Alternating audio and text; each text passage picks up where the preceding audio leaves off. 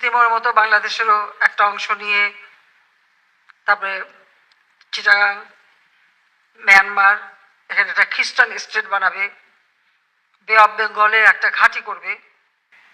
পশ্চিমারা বাংলাদেশে খ্রিস্টান রাষ্ট্র বানাতে চায়। বহু দেরিতে হলেও তা আমার কথাটা স্বীকার করলেন। নেতৃত্ব নির্বাচনে জাতি ভুল করছে, এই ভুলের কারণে আমরা সব হারাচ্ছি। হারাতে হারাতে এখন দেশ হারাতে বসছি।